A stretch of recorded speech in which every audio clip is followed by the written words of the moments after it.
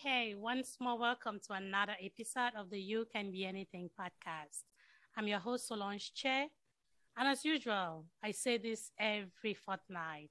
I bring amazing people to come share with us their experiences in life with a goal to inspire you, to motivate you, just so you can hear what other people are doing, what other people are going through, so that wherever you find yourself in life, never think that you're alone. There is always a potential for you to find your best version. Today, I am honored to have somebody I call my little sister, my friend, Nancy Kiki. Nancy Kiki is somebody I knew, a young lady I knew back in the days when we were in UB, an admirable young girl. I watched her go through her years in Boyer until when she traveled out of the country. And I've seen the amazing things that she's doing. And today I called her in to come talk to us. Welcome to the platform, Nancy Kiki. It is an honor to have you. Hi, so babes. Can I call you that? Oh, yes. Thank you so very much for having me on today. I've actually been looking forward to this, and I'm excited and a bit anxious because I haven't been live for over a year now, so I'm not the best at live shows and the camera and everything. I'm really, now I'm a very shy person. Oh God, but that to the birds. but I told you I would do anything for you, and I love your podcast. I love what you're doing. I absolutely enjoy your conversations, and the guests that you've been bringing on, and I can see that there's a lot to learn from you, and there's a lot that you have to give up and to give back to our community, which I'm grateful for. Thank you so much. Thanks a lot. So before we go on our little chat, can you please tell the audience who is Nancy Kiki? Please tell us a little bit about yourself.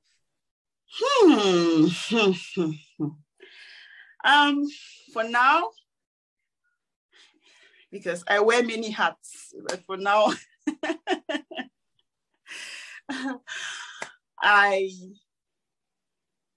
first off, credentials are not really my thing, because I usually just like to relate with people on a human basis, if you know what I mean. So it's always good. Yeah, it's good for the CV and and all of that, all the titles and everything. But when it comes to personal or interpersonal relationships, I always like to keep it between you and I, all of those things like that. But I would say for now, I'm a mom, which feels like my greatest, what do I call it now? How do I put it? Now English, now you go pass me now today, so sorry. Okay. Sorry, so can I speak pidgin at some point? At some point, speak your pidgin. I'm pulling your legs. But you are the linguist, so I'm a bit tense because I know you have your pen and your paper to mark my English, and so it's a chat. Let's flow. So I need to tread with caution, Oh my God. So okay, I'm listening. So I'm a microbiologist. Or let's put it under the umbrella, biomedical scientist, whatever you want to call it. Put that aside. Makeup artist, content creator, mom, wife, and so on. So, and I like to see myself, I look at myself as a mental health advocate, which I'm going to elaborate on in a bit. So that's pretty much it about me. I don't know if there's any more. I don't think there's anything. That is enough for us to know about you at the moment. Yes, that is okay. That is who you are. That's so many hats you have to wear. And I believe that moving from being the Nancy that was just Nancy in Boya to the Nancy that wears this many hats today, there is a lot more. I can just imagine how you're handling all of that. So Yeah. we're going to talk about it. So, and before we go ahead, please kindly talk to us a little bit about 2021, right? So how was 2021 for you now that we are still fresh into 2022? This is the first few months of 2022 already. Give us a little bit of what 2021 was like for you. 2021, to be honest, was a bit of everything. You know, it was exciting, challenging, because I took on things that I would never have imagined doing, like prior to that. However, I set the goals and I tried to work towards them. And yeah, it was, but at some point, like little after my birthday, I got ill. So I think that's like the biggest challenge I faced in 2021. However, I also got to go to makeup school, you know, and all of that. So it was really, and then I started, like, that's when my platforms, like I really started building my platforms, my social media platforms in terms of content creation and everything. So it was exciting, scary, challenging. It was, like I said, a mix of everything. But we're here now, so.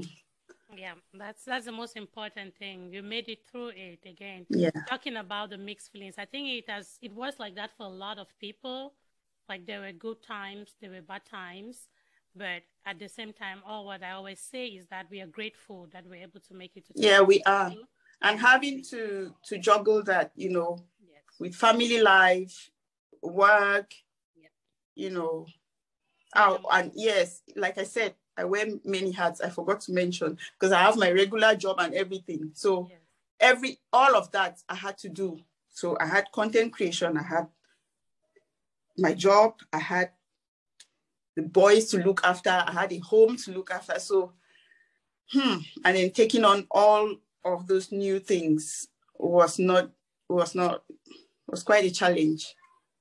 Yep, important part again is that you pull through. That is what we're talking about. That's what we always want to remember, that yes, things might be hard, things might be challenging, but we have that strength to pull through. We are stronger than we think we are, always. Yes, I agree with that.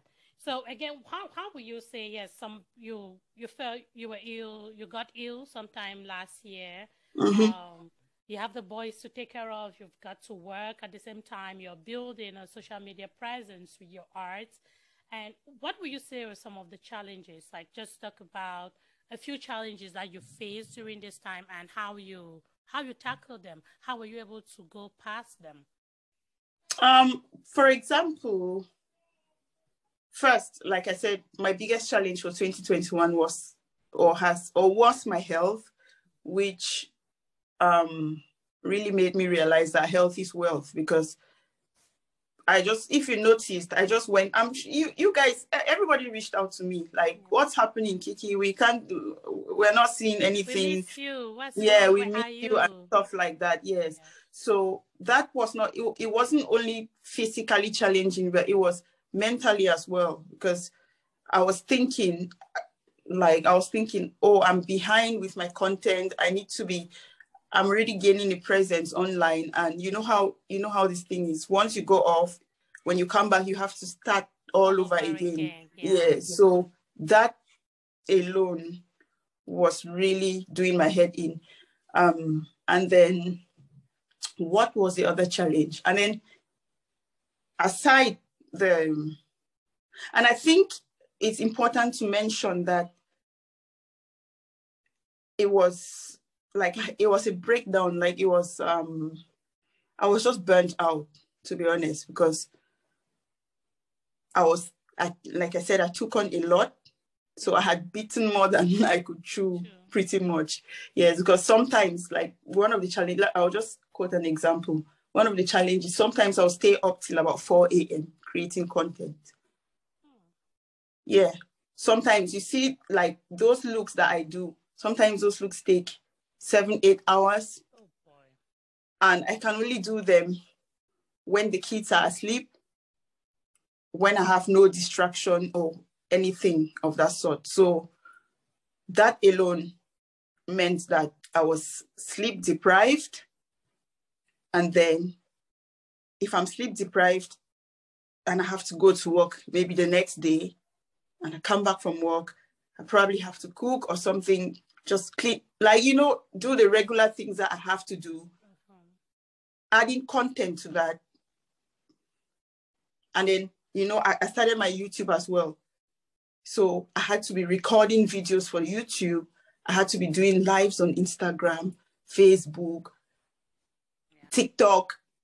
So I was all over the place. Yeah.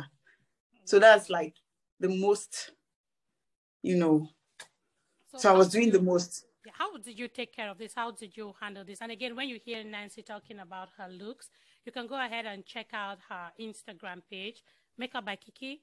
Am I correct? Yes. Yeah, Makeup by Kiki. That's Makeup by Kiki on Instagram, on TikTok. Yes, so you can see the, I don't even know, magnificent looks that she. I mean, the art is just, the first time I saw them, I was like, wow. When you walk around and you see people, you're not even sure. You can't even tell what they're capable of doing. So she has amazing artistic face. How do you call those? Makeup on her. Yeah, it's makeup, but it's the art is, I don't know. It's art. You can, yeah. It is just beautiful. So you can go ahead and check out her Instagram page, Makeup by Kiki. And again, please follow her. Let's help her build a platform. After she has taken this break, it is important that we support her. And how do we support her? By following her and just enjoying the art, enjoying what she's able to do with her hands. So yes, go ahead. You were going to talk about how you tackled, like, how did you get out of this? How did you tackle these challenges that hit you in 2021? So first off, I had to sit back and ask myself, what do I really want to do with my life? Like, what do I want at this point and all of that? And then I took a step back, because sometimes you need to go back to the drawing board and figure out exactly how to go about what you're like. You have all these ideas in your head, but at the same time, you're not a machine. So if you're not well to execute those things, it's pretty much useless. So that's how I felt at that point. I think I had hit the brick wall and I needed to, like, just throw in the towel and say, okay, I'm done with this for now. Yeah. So I took a step back and I said, everything is going to be on hold. And it's my health first. So I did a complete, you know, social media sabbatical. So I took it. So I've been off social media, I think, is it 6 months now, I think. I think I literally just got back, yes. So that really helped. So sometimes we need to take a break. When you feel overwhelmed with life, it's important for you to take a break. Coming to a realization that, hey, I'm overworking myself. I'm doing this. It's bringing me down. It's like weighing down on me. It's important to take that break. I'm happy you were able to realize that and take the break and be able to come back, because some people take those breaks and they never come back. So I'm happy that you gave yourself a break and you were able to come back as you feel better about it. I have listened to you. I listened to your videos. You had live videos about a year ago. When I started listening to you, you showed a lot of interest. You spoke a lot about mental health. And today, that is one thing that I would like for you to talk about, because when I listened to you, the examples you gave, the people that called in to talk about their experiences with mental health, it was a learning experience for me as well. And I just want you to talk to us a little bit about mental health. Why did you pick up an interest in mental health? Wow. Okay, mental health. First off, I'm going to make a disclaimer. I'm not a psychologist or I'm not a clinical psychologist. I'm not a a therapist or anything like that. I'm just an advocate, which is fine. Yeah, I'm just an advocate. Oh, and I forgot to mention 2021 as well. I was doing, like, I took on mental health courses. So there was a lot that I was doing. Yes, so that's part of the things that I was doing in 2021. So yes, so that's to show you how interested I am in the whole mental health thing. Because I know I said something about credentials before, but it's always good to, when you're doing something, especially wanting to give back to the community and you have people who are looking up to you, you need to have some sort of credibility. Yep. So yeah, that's the reason why I had to do like the certifications. I'm still doing some now, so I'm not done yet, but I thought it was important so that at least I could have some credibility to talk about mental health. To whatever I'm doing and learn more as well. You know, you can never know everything, and there's always opportunity and, you know, a chance to grow and learn more. So back to what inspired me. When I had my first son, I went through postpartum depression and I didn't even know. And it's because it's not like I did not have support around me, but support is important. The right support is important. You can have support. You can have people who are well-meaning, but they're just as ignorant as yourself. So whatever you're going through, you will not really be getting the help that you need at that point. And that's what really happened to me. So I got to a point where I almost, just thinking about it, it's really, it gives me like goosebumps. Is it goosebumps? I don't know what to call it. But so anyway, fast forward, I survived that. And then 6 months down the line, 8 months after having a baby, I got pregnant again. So you can imagine the depression just on my head. So I went through a lot. The craziest things I've ever done, I think it's at that time, like, there are some things that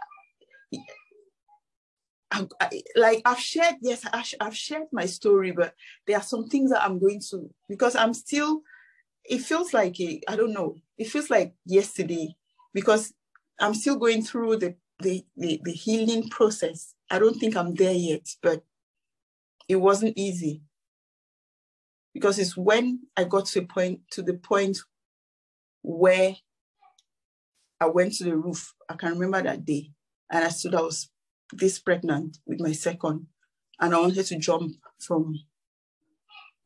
Oh boy. Yeah. And I remember, see why he was screaming. He was confused. He didn't know what to do. But these are the things that people take lightly, but it's real. It's realer than you can even imagine. Because what happens in our community is you're going through this and everybody's attributing it to the spiritual side of things. Yeah, they'll tell you it's witchcraft. Yes. We're not downplaying. We're spiritual beings and all of that. I understand. Yeah. We're not downplaying that part.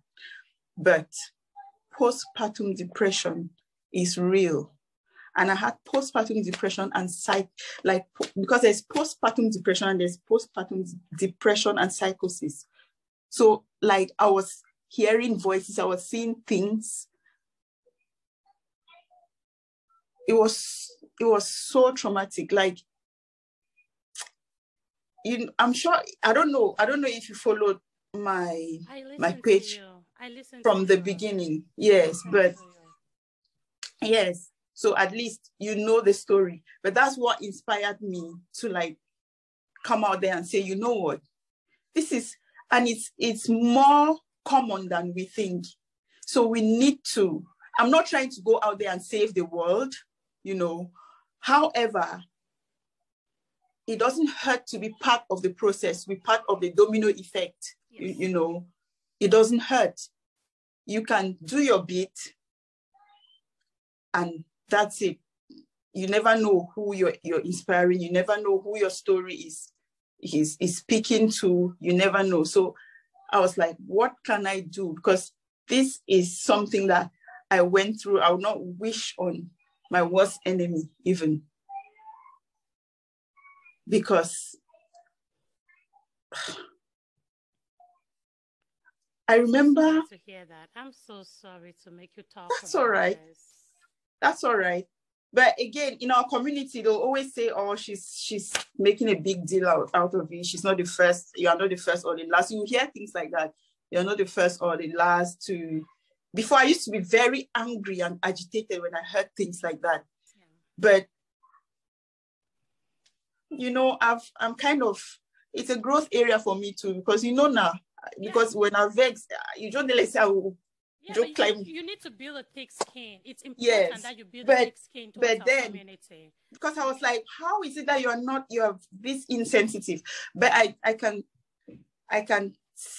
tell that people don't do that because they are just being spiteful or hurtful or wanting to be malicious. Most of the time, especially in our community, it's ignorance. Yep. It's ignorance. Yes. So I try now to come from, and I had a conversation with one of my friends. She said, I can see that you're passionate about this mental health thing. Mm-hmm. However, try and always come from a place of education. And that really